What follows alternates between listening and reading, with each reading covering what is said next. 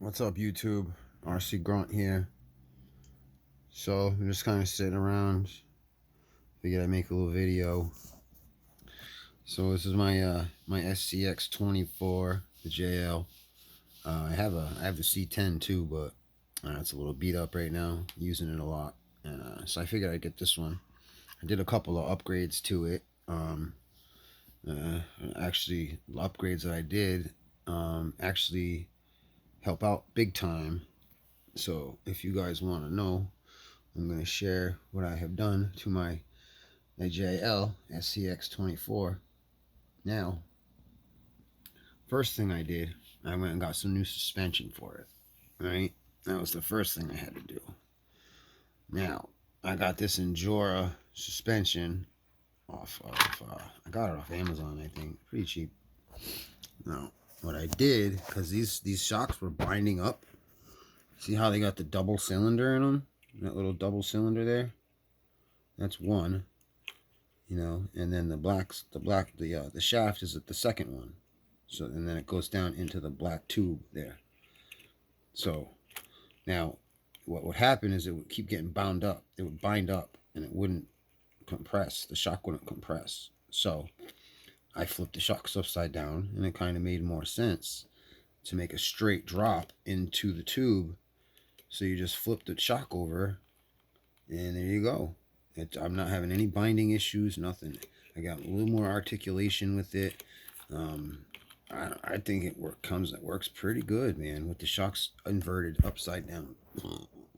Didn't cause any problems. Excuse me, I just ate a sandwich.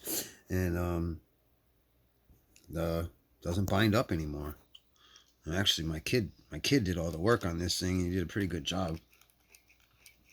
So the front doesn't bind up. The rear is a little sagging because I have the body open, but like the rear is the same thing. I flipped them so that the tubes, the overflow is on the bottom instead of the top. If you can see right there. See how it's inverted. It works much better. Much better. I have no binding issues at all. Never a binding issue. Perfect. They work fantastic. I bought these axles. Great axles. And then I bought the high clearance links. Awesome setup. And then I got the little skid plate. Kind of did a little multicolored job here. Got some red, silver, and green going on action here. I don't know. I like it. It's pretty dope. I think I'm going to check out some drive shafts maybe. See how much some drive shafts are. Some beadlocks. But for now, that's it, man. I think I'm just going to... It's pretty dope. I just wanted to show everybody. Came out pretty good. The axle actually came with the steering rod and the servo. And the servo... Oh, no, it didn't. The servo horn. It didn't come with the servo horn. It came with the actual steering rod. And then the tie rod. This all came with the actual...